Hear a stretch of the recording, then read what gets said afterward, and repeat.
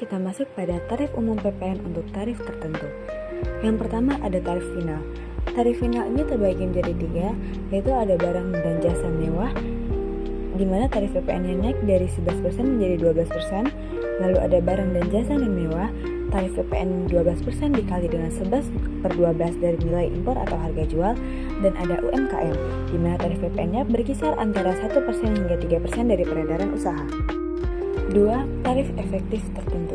Meskipun tarif resmi adalah 12%, Pasal 3 PMK 131 tahun 2024 memunculkan dasar pengenaan pajak atau DPP, yakni 11/12 dari nilai impor, harga jual atau penggantian, yang berlaku untuk barang kena pajak selain BKP mewah, dan jasa kena pajak atau JKP yang tidak diatur secara khusus dalam PMK.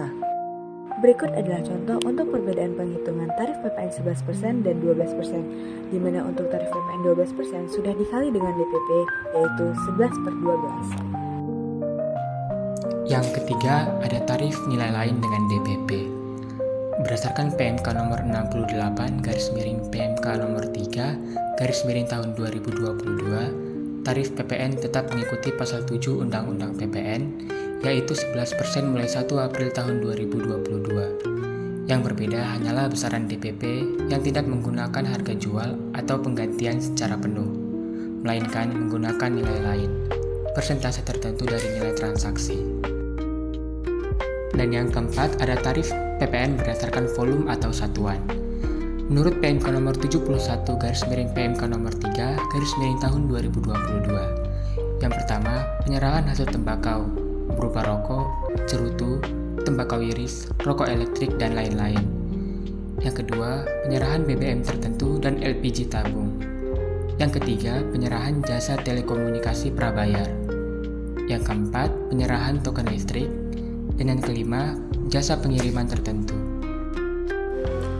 Baiklah, berikutnya saya akan menjelaskan tentang objek pajak yang bersifat spesifik. Yang pertama, ada emas batangan atau logam mulia yang dikenakan PPN final sebesar 1,1% dari harga jual. Kemudian ada barang hasil pertanian, perkebunan, kehutanan, peternakan, dan perikanan yang dikecualikan dari objek PPN atau tidak dikenakan PPN sama sekali. Berikutnya, ada rumah sederhana dan rumah susun sederhana yang PPN-nya ditanggung oleh pemerintah atau dikecualikan bila memenuhi kriteria harga dan luas tertentu. Berikutnya, ada bahan bakar yang disubsidi oleh pemerintah. Tentu saja yang disubsidi itu tidak semuanya.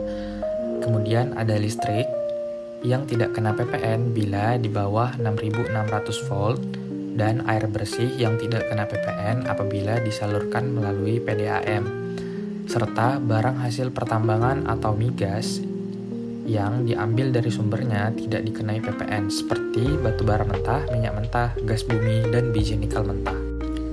Selanjutnya ada satu hal yang baru di dunia, yaitu kripto dan aset digital. Nah, kripto sendiri dikenai PPN final sebesar 0,11% dari nilai transaksi apabila penyelenggara melalui exchanger resmi. Dan bila tidak melalui exchanger resmi akan dikenai tarif 2 kali lipat atau sebesar 0,22%. Kemudian ada jasa kena pajak yang spesifik. Yang pertama ada jasa telekomunikasi, nilainya adalah sebesar 10% dari tagihan. Yang kedua ada jasa penyewaan kendaraan bermotor, yaitu DPP-nya 50% dari jumlah yang ditagih. Kemudian ada jasa biro perjalanan atau pariwisata yang DPP-nya 10% dari omset.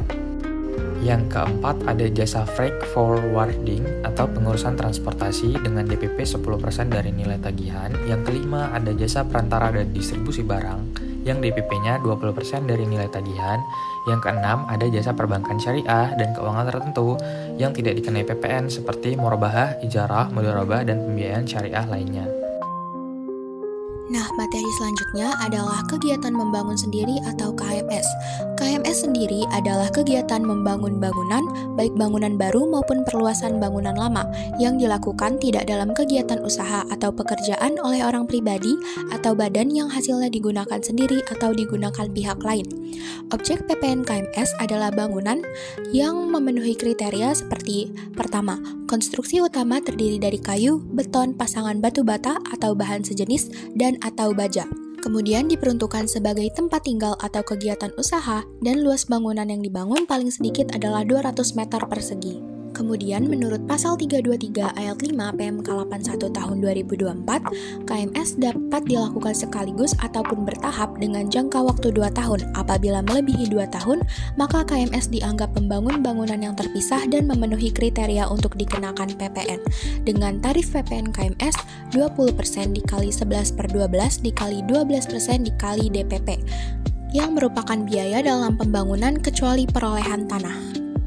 Mekanisme dari pelaporan dan pembayaran PPN KMS sendiri adalah paling lambat tanggal 15 bulan berikutnya setelah berakhirnya masa pajak melalui surat setoran pajak atau SSP dengan kode jenis setoran PPN KMS 411211/103. PPN KMS yang disetor wajib dilaporkan melalui SPT masa PPN apabila orang pribadi atau badan yang melakukan KMS adalah PKP. Namun apabila bukan PKP, maka pembayaran KMS dianggap sebagai pelaporan juga. Kemudian PPN KMS ini dapat dikreditkan. PPN KMS dapat dikreditkan selama memenuhi persyaratan pengkreditan pajak masukan. Namun untuk pajak masukan yang dibayar atas perolehan barang atau jasa sehubungan dengan kegiatan membangun sendiri itu tidak dapat dikreditkan. Sekian dan terima kasih.